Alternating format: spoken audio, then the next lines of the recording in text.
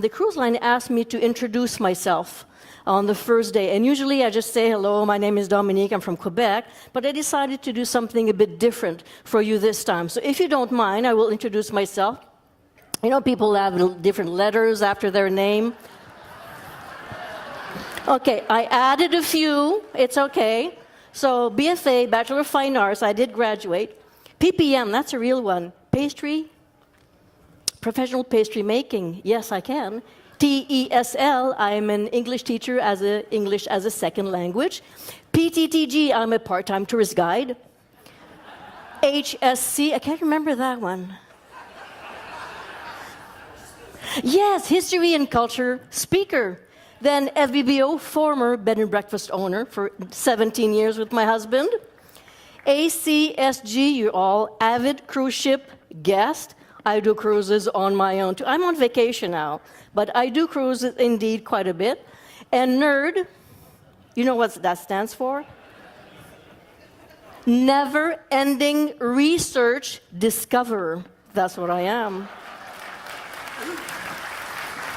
Now, I'm also all of that, but I mean, don't read through it, it's too boring. Let's say that I've never held a 9-to-5 job, or of all my years of experience, I only had a 9-to-5 job for 2 years. I'm not that kind of person. I need to be moving all the time, but not, so that's all I've done. So when people ask for my resume, I mean, I have Tome 1, Tome 2. So they asked for a picture of me. I don't take a lot of pictures of myself, but I gave them that one and said, no, it has to be like water-related picture. I said, okay, then sure. The swimming pool, that's, okay, that's fine. They said, no, really, a more recent one. So I asked my husband, who's a professional photographer, to take a picture of me in Grand Central Station. Do you see me? I'm there. Where is Waldo? Look carefully. There! And of course, sheep. More than 63 different markings of sheep. And you will see some of them in the pictures I'll show you. They all have head different than the side of the body. Look at all the colors possibilities. And they're official sheep markings of Shetland. Now that's how you wear a knitted scarf. Yes, indeed. I don't know if you heard about the Uphelia Festival? No? I guess you're not beer drinkers. They don't drink tea in that festival, for sure. This has been going on, look at that, 1882. Last Tuesday in January, Up Elia means the end of the festive season, so the end of the holiday season. It is always on a Tuesday, and the Wednesday, would you believe, the Wednesday following, is a public holiday. And locally it's called the Sick Bag Day. You must have known the price when they talked about that last year, $7,200,000 for all of Alaska, and it's about 2.5 cents per acre. Now at that time, Mr. Seward, he wasn't Secretary of State, Mr. Seward was really keen on buying Alaska from the Russians. He believed in it. And people said it was Seward's folly. They called it Seward Icebox. Is if you think about it, there's no connection between the continental U.S. and Alaska. There's British Columbia and Yukon. There's no connection. So they were saying nobody's going to go there. It's a huge block of ice. There's nothing.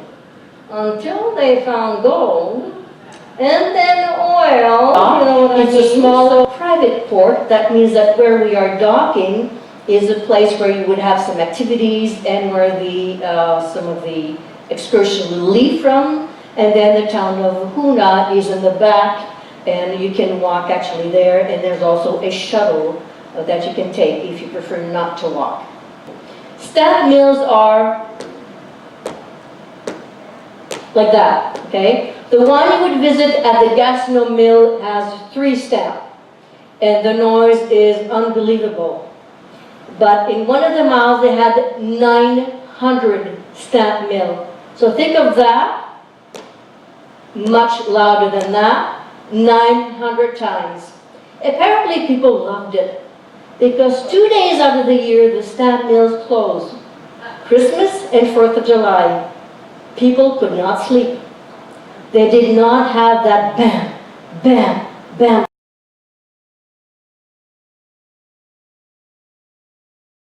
Again, the goals of the presentations are always twofold. First one is to give you enough information so that you enjoy visiting the city, and I'm sure you will. It's so exciting for me to do it. And then the second goal is to give you enough information that you want to come back to the city. And you will have to come back in the winter time. Of course, I love winter, but you do have to come back in the winter time. You have to come back in August for the Fête de la Nouvelle-France, the events of New France, where everybody gets into costumes of New France area. And for those music lovers, we have the summer festival in the city, where hundreds of thousands of people gather. And that would be 3 good excuses to come back to the city. So this is the old Quebec City, and just for fun, that's where I moved. It's just for fun, I'm sorry, just a little personal note. And of course, we're not staying in the old Quebec City because it's more expensive, so you see the distance. We're staying away, about a 50-minute bus ride. Now we're going to walk the walls. All of these are fortifications all around Quebec City. This is the only walled city north of Mexico City. And you can walk on the walls where there are not any restoration work or renovation work. We have different gates to go into the city. And that's where Lord Dufferin, I mentioned earlier, we like that guy. They wanted to remove the fortifications, the walls, and the gates because it was impending Quebec City's development. Trucks would want to go in and carts, and they said, we have the gate, it's just in the way. And he said, no, this is history, we're going to keep those gates. So thanks to him, we have the gates. It's a sculpture. 3 lampposts, drunk lampposts. The one that is flat on the ground is dead drunk. The other one on top is looking after to see if he's still alive. And the third one is probably getting ready to be sick over water. So you see the bottom picture. This is a sculpture that has been installed there since 2012. You cannot imagine the comments people have seeing that. They think it was a windy day the day before. Hello, everybody. You're so brave. Don't you feel refreshed this morning? If you don't mind, I'll hold to the podium. Don't you feel refreshed? I feel like a tossed salad. Right? Fresh salad. So that's how you should feel today. Happy birthday, 550 million years old, Signal Hill. Yeah. Big birthday for them. Now, again, look at the layers of the cake, right horizontal. Look at the lines on the cliff, vertical. In those 550 million years, it kind of went sideways like that. That's how strong the movements of the plates are. And Signal Hill and the Avalon Peninsula in St. John's, or close to the eastern part of Newfoundland, are actually part of the old African continent. Now, did you realize that I don't know if you noticed, you just finished an island cruise? Did you realize that? We left from Britain, right? Ireland, went to the Shetland Islands, went to Iceland, St. John's, Newfoundland, okay, Halifax and Portland, and then Manhattan Island, right? So you did an island cruise without the steel drums. But the beauty is, it's not only a transportation hub. Look at they have tours for the art styles of the subway tiles. They have books written on that. Because they started so early, it was the norm to decorate the tiles. And that's why you always have the style. Harpa, it's called. It's a concert hall and convention center. The building itself is a gem. You have to go inside and look how it was designed. It's a sculpture in itself.